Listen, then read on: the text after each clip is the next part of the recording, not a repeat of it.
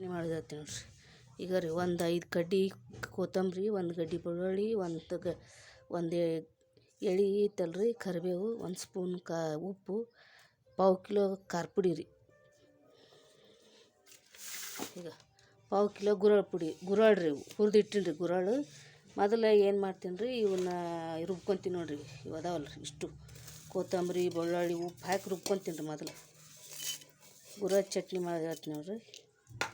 ಇವು ಇಷ್ಟು ರುಬ್ಕೋಬೇಕ್ರಿ ಮೊದಲು. ಈಗ ರುಬ್ಬಿ ನೋಡ್ರಿ ಇಷ್ಟು ಕರಿಬೇವು, ಕೊತ್ತಂಬರಿ, ಉಪ್ಪು ಎಲ್ಲ ಇದ್ರಾಗ ಹಾಕಿ ಕಲಿಸ್ಕೊತೀನಿ ರೀ. ಈಗ 1/4 ಕಿಲೋ ಗುರಾಳನ್ನ ಹುರಿದು ಇಟ್ಕೊಂಡೀನಿ ರೀ. 1/4 ಕಿಲೋ ಖಾರ ಪುಡಿ ಹಾಕ್ತೀನಿ ರೀ, ಯಾಕಂದ್ರೆ ಖಾರ ಪುಡಿ ಸಪ್ಪು ಐತ್ರಿ ನಮ್ದು ಒಂದಿಟ್ಟು. ಈಗ ರುಬ್ಕೊಂಡಿದ್ದು ಇದಕ್ಕೆ ಹಾಕಿ ಕಲಿಸ್ತೀನಿ ನೋಡ್ರಿ. ಖಾರ ನಿಮ್ದು ಭಾಳ ಇತ್ತಂದ್ರೆ ಅರ್ಧ ಹಾಕ್ಕೋರಿ, ಅಂದ್ರೆ 1/4 ಕಿಲೋ ಗುರಾಳ್ ಇದ್ರೆ 100 ಕಿಲೋ ಹಾಕ್ಕೋರಿ ಖಾರ ಪುಡಿ. ನಮ್ದು ಖಾರ ಇಲ್ಲರಿ, ಅದಕ್ಕೆ ನಾವು 1/4 ಕಿಲೋನ ಹಾಕ್ಕೊತೀವಿ ಖಾರ ಪುಡಿ. ಇಷ್ಟು ಹಿಂಗೆ ಕಲಿಸ್ಬೇಕ್ರಿ ರುಬ್ಬಿ ಗ್ಯಾಸಿಗೆ ಗುರಾಳ್ನ್ಯಾಗ. ಆಮೇಲೆ ರುಬ್ಕೋಬೇಕ್ರಿ ಇದನ್ನು ಅರ್ಧ ರುಬ್ಕೋಬೇಕ್ರಿ.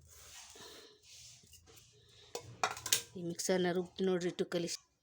ಈಗ ರುಬ್ಬಿ ನೋಡ್ರಿ ಗುರಾಳ್ ಚಟ್ನಿ ಹಿಂಗೆ ರುಬ್ಕೋಬೇಕ್ರಿ ಇಟ್ಟು. ಈಗ ಸಣ್ಣಗೆ ರುಬ್ಬ್ರಿ ಅಂದ್ರೆ ಮಸ್ತ್ ಆಗುತ್ತೆ ನೋಡ್ರಿ. ಇದಿಟ್ಟು ರುಬ್ತೀನಿ ರೀ.